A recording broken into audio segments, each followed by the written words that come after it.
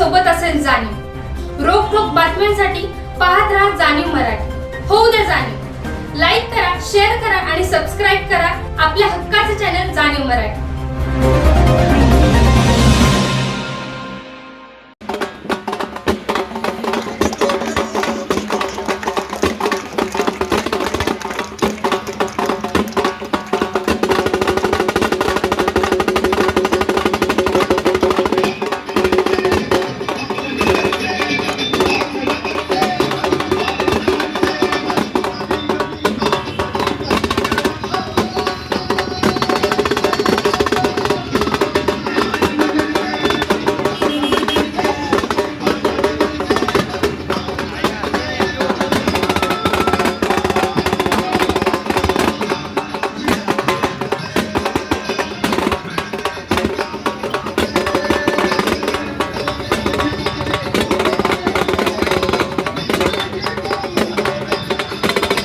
Hilltop मधले जेवढी जेवढी मुलं आहेत तेवढी सगळ्यावर या.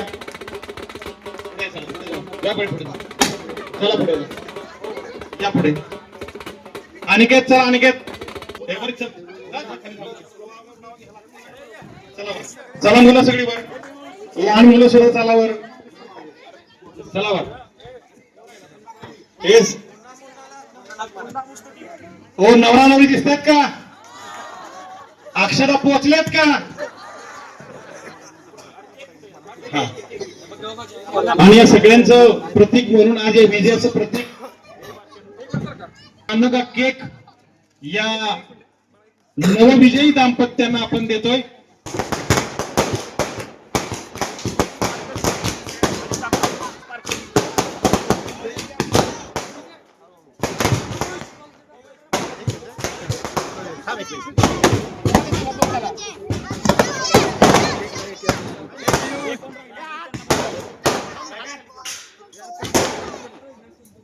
कृपया युवक सगळे चार भिंतीचा महाराजा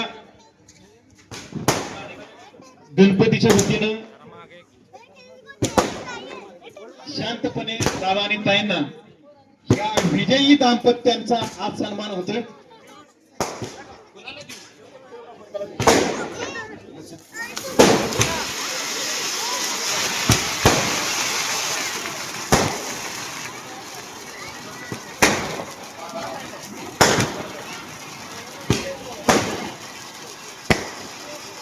हेमाताई भोसलेंचा, सागर दादांचा,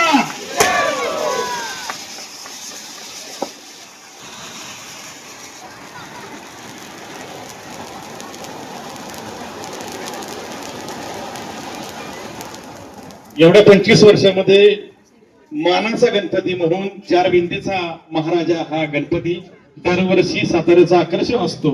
या सगळ्या युवा पिढीनं स्वतःचं काम थांबवून ते गणपती उत्सवाला येत असतात. ही या 25 वर्षातली आई बापांची कमाई आज ही मंडळी सगळी या निवडणुकीच्या रूपानं सातारकरांना दाखवून दिले की चार भिंतीच्या महाराजाच्या कार्यकर्त्यांनी हा विजय खेचून आणलेला आहे. एकदा जोरदार टाळ्या वाजून सगळ्या कलाकारांसाठी, त्यासाठी सगळ्या कलाकारांसाठी, सगळ्या आमच्या सर्व टीमसाठी त्या सर्वांना अभिनंदन करा.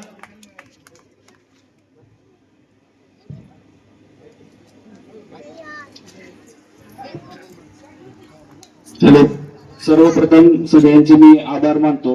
हिलटॉप कॉलनीतील सर्व सदस्य व बाहेरच्या कॉलनीतील सदस्य यांचे मी विशेष आभार मानतो. आणि मी सागरदादांच्या जिद्दीला मी सलाम करतो. सागरदादा आमची समजून घ्यायचं असेल तर 10 वर्ष मागे जायला लागेल. 10 वर्ष नाही, 15 वर्ष मागे जायला लागेल. फक्त नगरसेवक पदासाठीच नाही तर आतापर्यंत स्वतःच्या इच्छेने, स्वतःच्या मर्जीने एसा शाळेतील मध्यमंद मुलं असतील, सिव्हिल मधली लोक असतील, यांच्यासाठी त्यांनी योगदान दिलेले आहे. त्यामुळे सागरदादा समजून घेणं सोपं नाही. आता मी निकाल 3 तारखेचा निकाल पुढे गेला तर मी बघितलं, हा यायचा तो यायचा म्हणायचा, हा यायचा तो म्हणायचा, वातावरण फिरलं, हे झालं ते झालं, पण आमचे सागरदादा शांत. दादा हसून म्हणायचे, टेन्शन घेऊ नका, मी बघतो. दादा का बघतो हे आम्हाला 600 लीड पहिल्यावर आज का आलं. आणि जे विरोधक म्हणत होते तर नगरसेवक म्हणून निवडून यायचं असेल ना तर 2022 पासून हिस्ट्री काढायला लागते. 2 दिवस 4 दिवस काम करून कोण इथं निवडून येणार नाही. ज्यांनी मी निवडणुकीच्या काळात बघितलं, गद्दारी खूप जणांनी केली, पण तरी पण दादांनी संयम तोडला नाही. शेवटी त्यांनी स्वतःची जिद्द दाखवली व हेमाताईंची साथ यामुळं व त्यांना आपल्याकडून सगळ्यांनी साथ दिली, त्यामुळं दादा खूप चांगल्या विजयाने निवडून आलेले. आज आम्ही तिथं गेलतो MIDC मध्ये, एक मन धाकधूक चालू होती, हार्टबीट वाढले होते. एक मन म्हणत होतं की आज काय होईल काय नाही, पण दुसरं मन म्हणत होतं काय कसोटीचा असला तरी सागर दादा व हेमाताई नाव हे संघर्षाच आहे. त्यामुळं मी निश्चिंत राहिलो होतो. आम्ही तिथं देवांचं स्वामींचं नाव घेत होतो. जसं आतमध्ये कळालं 600+ लीड आहे, तसं तसं आमच्या कामाची आज पोचपावती आम्हाला भेटलेली. दादा ह्याच वर्षी नव्हे तर गेली कित्येक वर्ष चार भिंतीचा महाराजा या मंडळासाठी आमच्या पाठीवर हात ठेवून उभे. आम्ही फक्त दादाला सांगतो, दादा म्हणतात तुमच्या येणं बघा, तुम्ही तुमच्या येणं ते करायचं ते करा. त्यामुळं त्या गणपतीचा आशीर्वाद आहेत की त्यामुळे आज आपल्याला हे सगळं फळ भेटलेलं आहे. आणि मी त्या दिवशी पण दादांना म्हटलं होतं की काय झालं,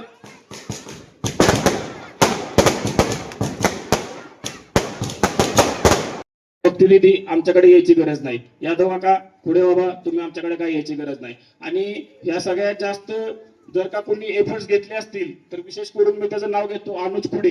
तो इलेक्शन पुरतं नाही तर तो गणपतीत पण आमच्यासाठी तेवढं त्यानं योगदान दिलेलं आहे.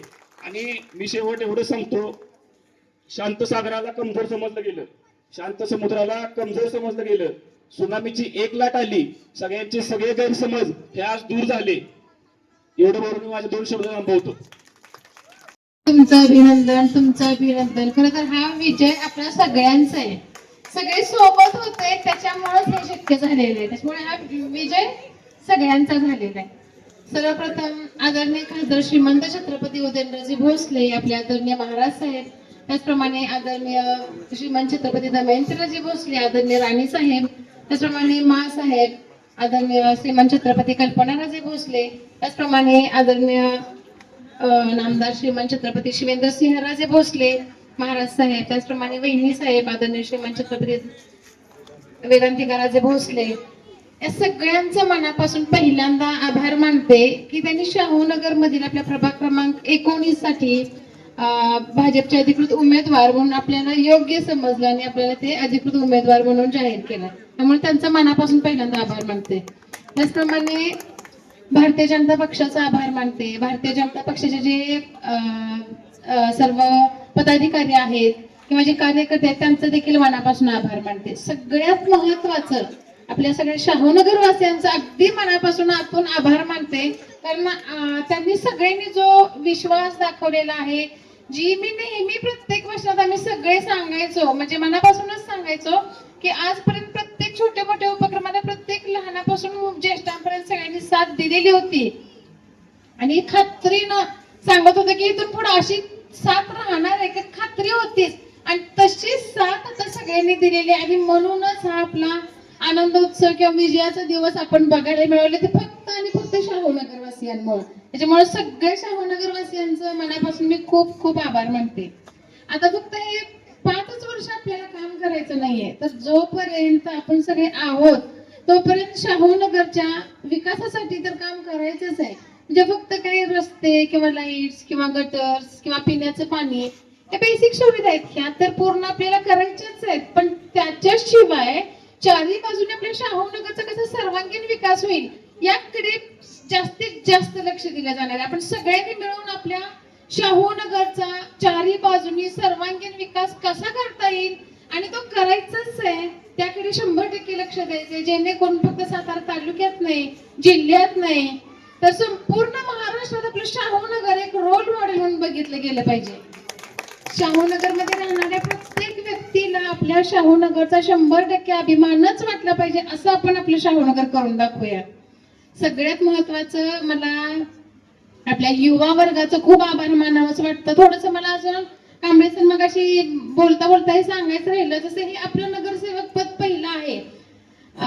सरांनी आपल्या तिथं बूथवरती मी विशाल सह्याद्रीच्या शाळेवरती मी आणि थोडेसे माझ्या सोबत मुलं होते आणि सर आणि थोडीशी टीम आपली गुरुकुलच्या शाळेत होते. तसं पाहिलं तर प्रत्येकाचा अनुभव हा नवीन होता. आता प्रज्वल सारखी मुलं आहेत किंवा आपला राज वगैरे सगळे जे आहेत सगळेच नवीन, कोणाला काहीही अनुभव नव्हता. परंतु तो नवीन अनुभव घेत प्रत्येक जण आपलं काम अतिशय नेटाने तिथं करत होतं. म्हणजे ह्या युवा वर्गाचं सुद्धा खूप कौतुक करण्यासारखं आहे. म्हणजे एखाद्या एक्सपिरियन्स माणसासारखं हे लोक काम करत होते.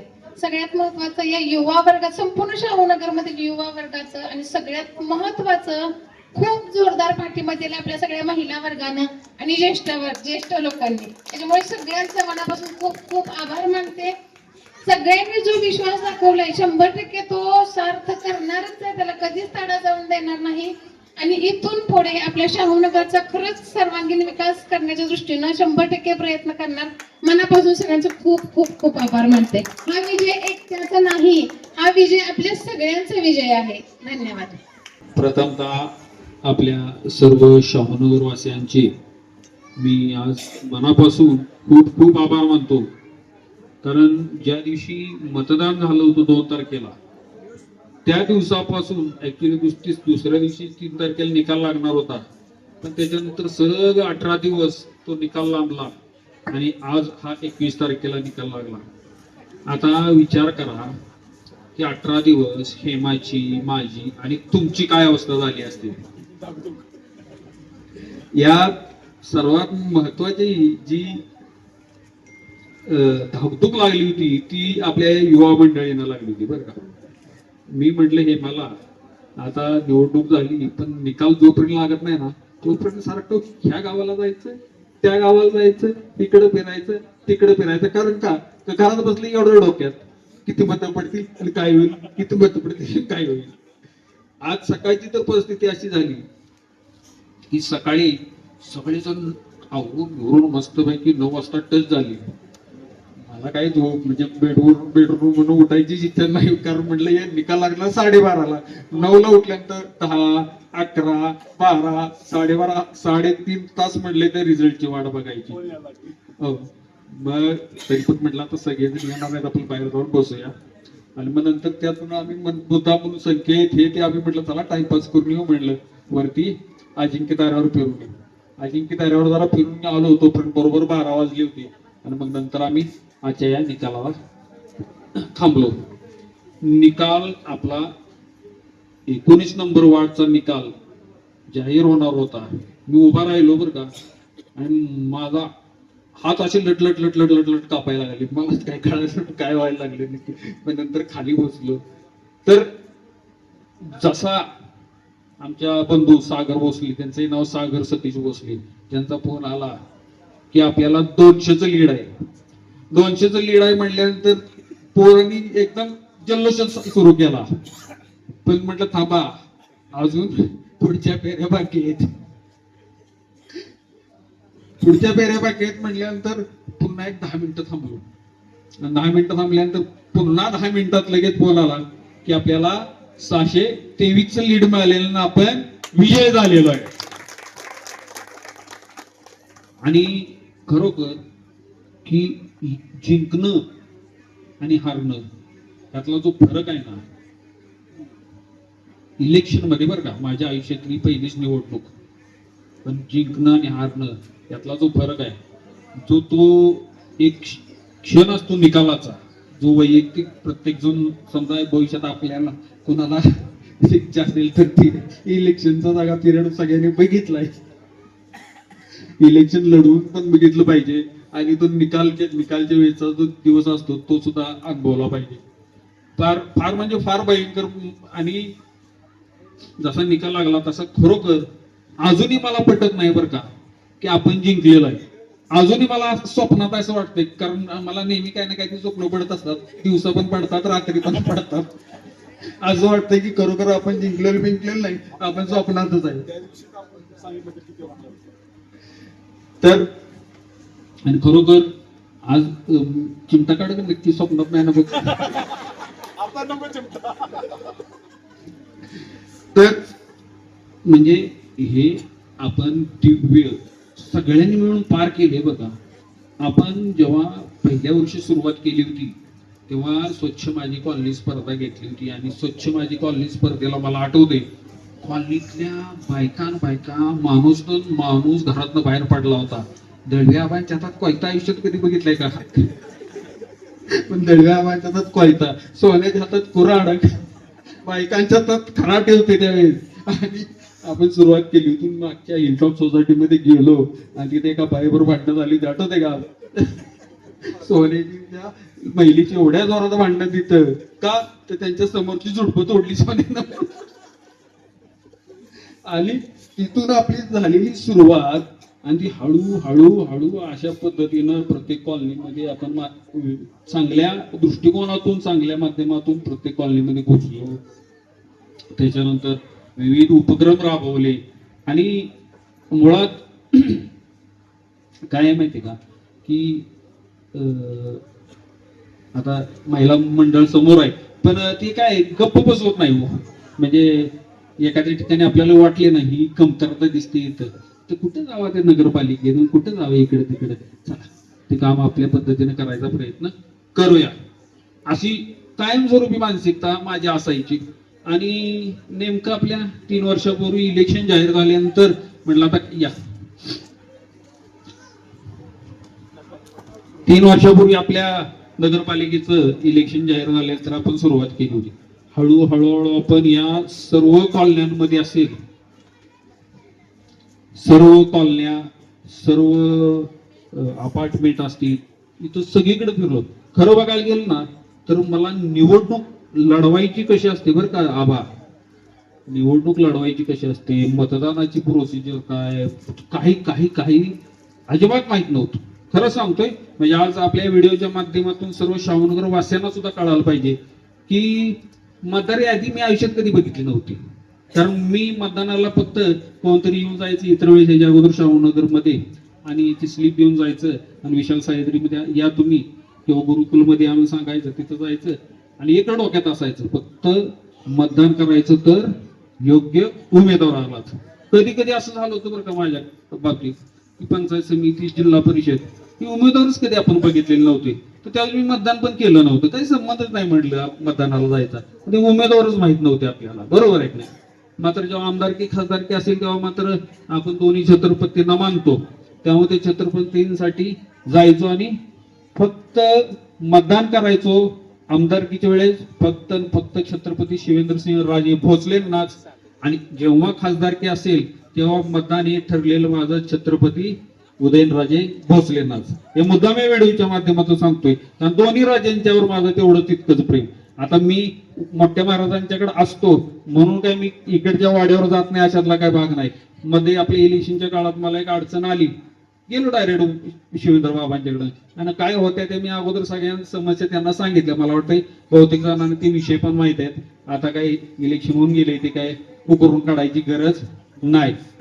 परंतु तो सुद्धा काय प्रयोग यशस्वी झाला नाही, कारण आता नव्हतंच त्या विषयावर बोलायला ना. तर अशी सगळी प्रोसिजर होती. मी कधी त्या निवडणुकीच्या भानगडीतच कधी पडलेलो नव्हतो. पण नंतर जी सुरुवात झाल्यानंतर हळूहळू एवढं लक्षात आलं की आता आपल्याला सुद्धा बरं का, सर्व मित्रमंडळींना सगळ्यांना लक्षात घ्या, सगळं पोलिंग एजंट सुद्धा आपण सगळे पहिल्यांदाच होतो. पोलिंग एजंट म्हणजे तुमचा अनुभव जसा पहिला तसा मी ह्याच्या अगोदर बरं का ट्रायल म्हणून बरं का प्रत्येक इलेक्शन मध्ये इतका जवळून सहभाग घेतला. उदाहरणार्थ आमच्या गावचं इलेक्शन असेल, त्याच्यानंतर आमदार केली, खासदार केली, त्यानंतर आमदार केली, एवढं की म्हटलं यात काही गणित माहिती आहे. खरंच तुम्हाला सगळ्यांना सांगतो, ऐका बर का, काही सावताई ऐका, एकच गणित फक्त मांडलं असतं का नाही, एकच गणित की निवडून यायला 2000 मतांची गरज आहे, आणि फक्त त्याच 2000 मतांवर काम करायचं, आणि डायरेक्ट पुढच्या पंचवार्षिकला इलेक्शनच्या अगोदर फक्त 1 वर्षभर काम करायचं. तरी मी गॅरंटेड सांगतो आपण निवडून येणार. तरी सुद्धा मी सांगतो, मी आता ह्या सगळ्यांच्या समोर मुद्दाम बोलतोय की 5 वर्ष काहीच काम करायचं नाही, आणि 1 वर्ष फक्त अगोदर नुसतं इलेक्शनच्या अगोदर 2000 मताचं गणित बांधायचं. तर काय करायचं 2000 मतांचं गणित बांधायला? तर कोणाच्या घरात कोण जात आहे तेवढं वाट बघायची, गेले की लगेच जाऊन भेटायला यायची. कोणाच्या लग्नपत्रिका किती आले ते बघायचं, त्या तारखेला मात्र जाऊन पोहोचायचं. वाढदिवस कोणाचे असतील लगेच जाऊन पोहोचायचं. कार्यक्रम ओके, काही काम करायची गरज नाही, काही काम, बरोबर आहे की नाही संकेत शेठ? आणि नंतर शेवटच्या इलेक्शनच्या दिवशी फक्त काय करायचं माहितीये का, त्याचा वाढदिवस आपण केलेला असतोय, त्याला इकडं हे आलं का, दोन्ही आणि एक ती, दोन्ही आणि एक ती, एवढंच करायचं बरं का. म्हणजे तुम्ही लोकांच्या अजिबात कसल्याही उपयोगाला नाही पडला तरी चालते, फक्त त्यांच्या कुठल्या सुखदुःखात गेला की कार्यक्रम ओके. आणि हेच राजकारण मी इतकी वर्ष 25-30 वर्ष झालं बघत आलो होतो आणि मला काही ते काय पटत नव्हतं. पण मात्र परवा एक पटलं की अमक्या उमेदवाराला एवढी मतं पडू शकतात. मात्र कानात सांगितलं तर काय फरक पडतो का, हे मला फक्त आजच्या निकाला दिवशी बघायचं होतं बरं का. कानात सांगून कोणीही मतदान करत नाही. आणि हे या व्हिडिओच्या माध्यमातून पुन्हा एकदा माझ्या सर्व मित्रमंडळींना सांगायचंय की तुम्हाला काम हे केलंच पाहिजे, काम केलं तरच लोक तुम्हाला मतदान करणार आहेत, लक्षात. आणि खरोखर हे अनुभवच माझा पहिला होता. आपल्याला या नगरसेवक झाल्यानंतर मोठा हरभऱ्याच्या झाडावर चढली किंवा असं पांढरी कपडे घालून नेतात, असं बायको तर अशी बघणं झाले खाली, करायचं नाही लक्षात. आपल्याला एकतर काम धंदा हे सगळं बघत बघत लोकांची सेवा करायची. आणि लोकांची सेवा करायला जरी मी नसलो तरी इथं आमचे सतीश राव आहेत, तिकडं आमचे संजू बाबा आहे, आमची भक्ती तर सुट्टी देत नाही. अहो सर हिच्या घरी पाणी आलं नाही, काय करू, अगं म्हणलं जा की नगरपालिकेत. तर काम धंदा बघत बघत हे सगळं करायचंय. आणि सगळ्यात महत्वाची गोष्ट, अजूनपर्यंत कंटिन्युअसली खिशातनं पैसे जात आहेत, इथून पुढे पण मला 100% गॅरंटी ते जाणार आहेत. घरी काय आणायचं,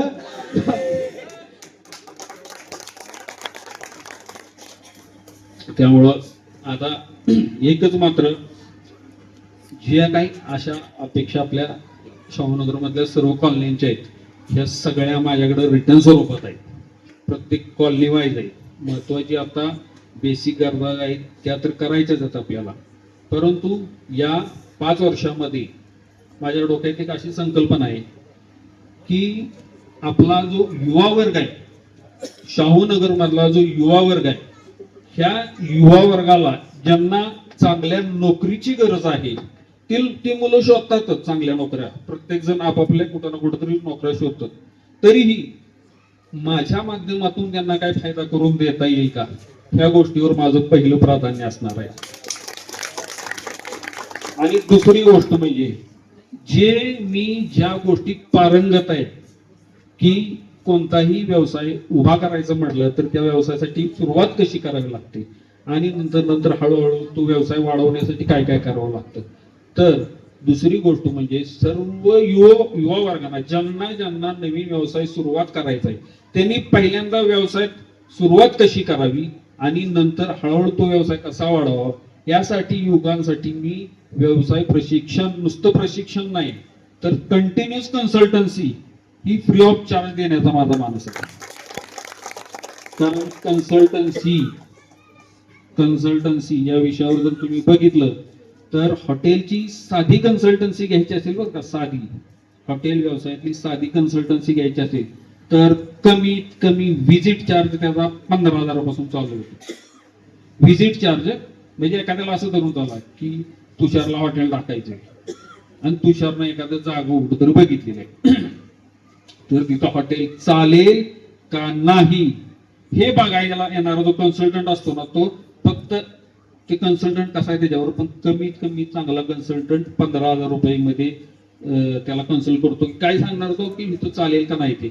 शाहूनगर मधल्या सर्व युवकांसाठी मी कन्सल्टन्सी करतोच आणि इथून पुढेही करत राहणार आहे. पण शाहूनगर मधल्या युवकांसाठी जो कोणता एखादा व्यवसाय असेल किंवा हॉटेल व्यवसाय असेल किंवा मार्केटिंगचा बिझनेस असेल किंवा एखादा सेल्स असेल, एखादं शॉप असेल, त्याची कन्सल्टन्सी सुद्धा मी फ्री ऑफ कॉस्ट करणार आहे. आणि त्या व्यावसायिकाला, शाहूनगर मधल्या व्यावसायिकाला पूर्ण उभा राहीपर्यंत मी गप्प बसणार नाही, लक्षात घ्या. अशा आणि त्याच पद्धतीनं महिला वर्गांना सेम आहे. महिला वर्गांना एखाद्याला घरगुती भरपूर व्यवसाय करायची इच्छा असते. आता आमची इथं संकेतची मिसेस जी आहे ती थोडक्यात काहीतरी नवीन वस्तू बनवण्यात त्याच्यात पारंगत आहे. अशा बऱ्याच महिला आहेत. तर नुसतं बनवणं सोपं आहे पण विकणं फार अवघड आहे. म्हणून विक्रीसाठी आपण जे छत्रपती कृषी प्रदर्शन भरवतो, तर छत्रपती कृषी प्रदर्शनामध्ये मी दरवेळेस भक्तीला सांगत असतो की आपल्या इथल्या महिला कोणाचा स्टॉल लावतायत का बघा. आता सुरुवात झाली भक्ती ना महिलांचे स्टॉल यायला शाहूनगर मधल्या. इथून पुढे दरवर्षी शाहूनगर मधल्या महिलांसाठी 20 स्टॉल आपण मोफत देणार आहे. 20 स्टॉल, ज्या स्टॉलची किंमत 20,000 रुपये असते. 20,000 हे 20 स्टॉल देतोच आपण. पण इथून पुढे मात्र मी काय थांबलो होतो याच्या अगोदर, आत्ताच नको सगळं क्लिअर करायला किंवा इलेक्शनच्या अगोदर सुद्धा काय ते गाजर दाखवतोय म्हणून नको. पण इलेक्शन झालेलं आहे, मतदान झालेलं आहे, लक्षात घ्या. ज्या ज्या महिलांना व्यवसाय करायचा, काही पण घरगुती पापड बनवा, कुरड्या बनवा, चकल्या बनवा, काय बनवा, तिथं न्यायचं. फक्त एक टेबल मांडायला असतं, त्याला ठेवायचं, तुम्हाला बडबड करायची, फक्त खाऊन बघा, खाऊन बघा, खाऊन बघा, संपला विषय. चटणी पण. तर काय अवघड आहे म्हणजे एखाद्याला वाटतं की बाबा चला, किंवा एखाद्याला 20 बचत गट आहेत असं धरून चाला, मला फायदा होणार की त्याचा इलेक्शन मध्ये, होणार का नाही? 20 बचत गट, त्याचे 20 आणि बचत गट काढा. आता इथनं पुढे महिलांनी एक 15-20 बचत गट काढा. प्रत्येक एक्झिबिशन मध्ये तुम्हाला स्टॉल मोफत द्यायची जबाबदारी माझी. आता तर मी आज बोललो का नको हा विचार करतो बरं का, कारण कांबळे सर आपल्यापेक्षा आता बोलणारी माणसं जास्त झालीत बरं का. आणि हेमा एवढी भारी बोलायला लागले ना, मी विचार करतो आता काय माझं राहिले बोलायचं त्याच्यापेक्षा.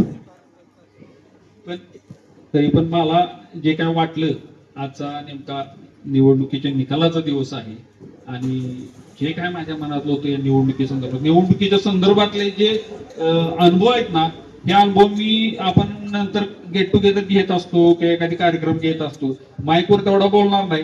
त्या अनुभवलाही खतरनाक आहे. तर निवडणूक कालावधीमध्ये म्हणजे इतके खतरनाक अनुभव आहेत ना की ज्याला हे माणूस असा होता, हे इकडं कुठे निघाले, भयानक भयानक अनुभव होते.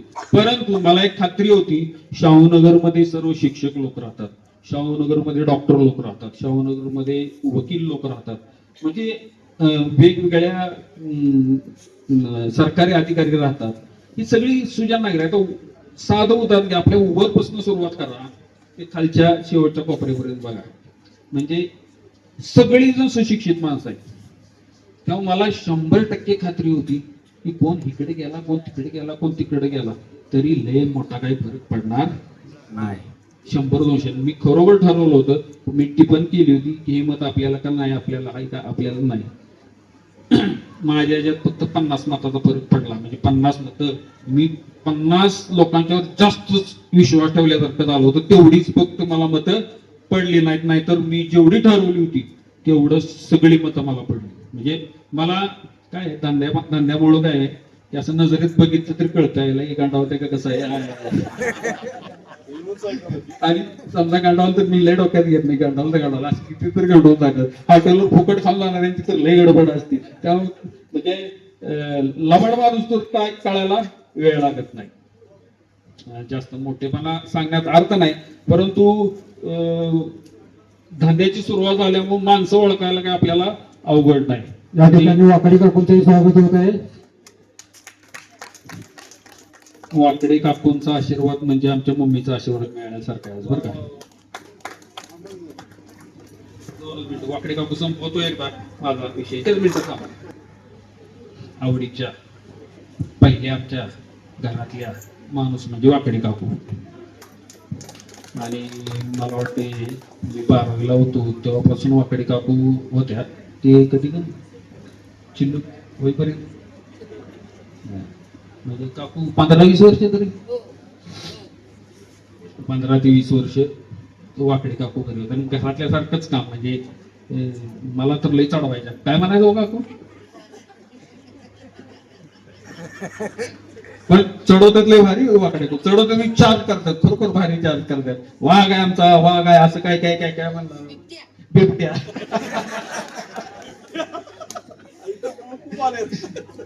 तर पुन्हा एकदा आता विषय इथं क्लोज करतो, कारण बऱ्याच लोकांना इथनं पुढं शुभेच्छा पण द्यायच्या. तर या निवडणुकीच्या पिरियडमध्ये आपल्या शाहूनगर मधल्या ज्या लोकांनी माझ्यावर आणि त्याच पद्धतीने हेमावर विश्वास टाकला आणि या निवडणूक प्रक्रियेमध्ये, प्रचार प्रक्रियेमध्ये असेल किंवा मतदानाच्या दिवशी आपल्या शाहूनगर मधल्या सर्वच व्यक्तीने आपल्याला मदत केली.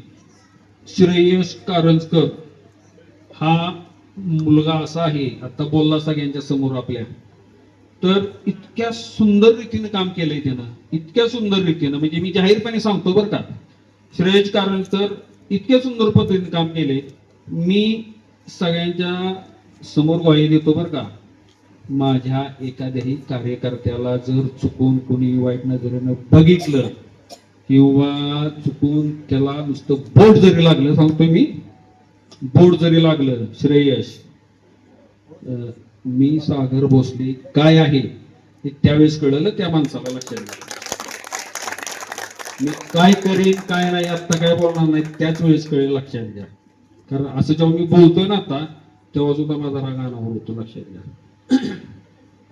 तर सर्वच मुलांनी चांगल्या पद्धतीने काम केलेलं आहे. सर्व महिला मंडळाचा तर विषयच नाही. मी झोपलेलो असायचं, म्हणायचं रेस्ट करायचो, बाहेर बघायचो होतं कॅमेऱ्यातनं, तो सगळ्या बायका नटून थटून आलेल्या असायच्या 4 वाजता 5 वाजता. तर एवढं म्हणजे आपल्या महिला मंडळाचा तर नादच करणार. पहिल्यांदा जोरदार टाळ्या होत होत्या आपल्या महिला मंडळासाठी. आणि युवा वर्गाचा तर काही प्रश्नच नाही. त्यातल्या त्यात आपल्या इथं वयस्कर म्हणण्यासारखा, जरी 60-70तला आमचे नाही बापा असतील, दयाळ काका असतील, आमचे आबा असतील, कदम सर असतील, कोणच म्हणजे कोण, सगळ्यांचीच नाव आता मोहिते सर असतील, सगळीच ओव्हरऑल जरी 60-70 जरी झालेली असली ना, तरी ह्या माणसांनी सुद्धा म्हणजे अद्वितीय काम केलेलं, अद्वितीय म्हणजे याला उपमा देऊ शकत नाही कशाची. खरोखर त्यांच्यासाठी एकदा जोरदार टाळ्या वाजवतो. आणि आपल्या कॉलनी व्यतिरिक्त मी नावं घेऊन सांगतो प्रत्येक कॉलनीतल्या माझ्या सगळ्या सहकार्यांची. आपल्या पहिली गोष्ट म्हणजे सुमित्रा राजा हाऊसिंग सोसायटी मधले खर्चिकर फॅमिली असेल, गणेश असेल, पुरुषोत्तम असेल, त्याच पद्धतीनं त्या कॉलनीतले सगळ्या महिला मंडळी म्हणजे Dond madam, Gaikwad madam, Nikam madam, सगळ्या आता काही जणांचे नाव आठवत नाहीत, जरी कोणी हा व्हिडिओ बघितला तरी त्याबद्दल क्षमस्व, सगळ्यांची नावं घेऊ शकत नाही. त्याच पद्धतीने प्रतापसिंह कॉलनी मधले आपले नाना खर्चेकर असेल, ती सगळी आपली कॉलनी असेल, त्याच पद्धतीनं वरची मंगळाईमधले सगळ्या टोटल महिला, बरं का, महिला मंडळाचा भयंकर सपोर्ट होता. म्हणजे त्यांना काय माझ्याशी प्रेम वाटत होतं, हे माझ्याशी प्रेम वाटत होतं. महिला मंडळी म्हणजे जसं सर म्हटले की नाही की पुरुषानं जरी मत दुसरीकडे दिलं असलं तरी आमच्या आईनं माझ्या ताईनं मात्र कुठे इकडे तिकडे मत दिलं नाही, बरं का.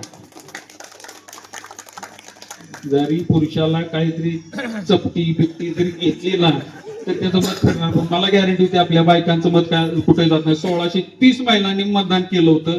मला 100% खात्री आहे की त्यातल्या 70% महिलांचं मतदान मिळाले आपल्याला. आणि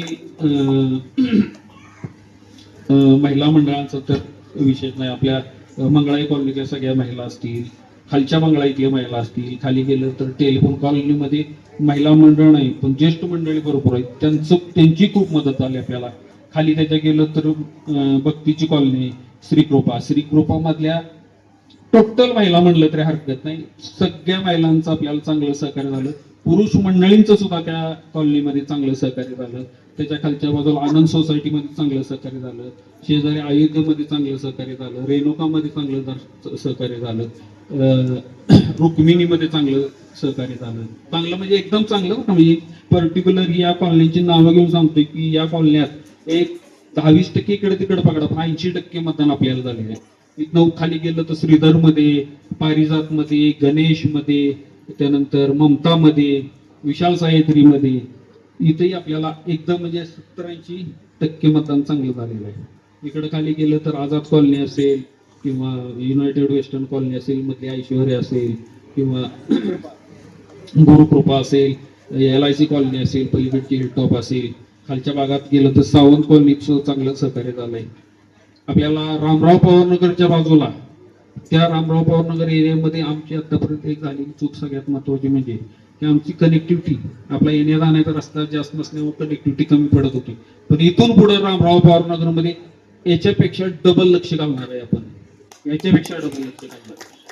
त्याच्यानंतर खाली गेलं तर शास्त्रीनगर असेल किंवा पलीकडचा परिसर म्हणजे शिवनेरी कॉलनी असेल, माधुरी कॉलनी, ऐश्वर्या कॉलनी आणि शिंदे कॉलनी, सगळ्या परिसर या कॉलन्यांमध्ये सुद्धा आपल्याला अतिशय चांगल्या पद्धतीनं सहकार्य झालं. म्हणजे ओव्हरऑल जर बघितलं तर जेवढ्या कॉलन्या होत्या त्यात बाहेरचं मतदान फक्त आपल्याला कॅल्क्युलेट करता आलं नाही जास्त, ते स्वतःहूनच आलं.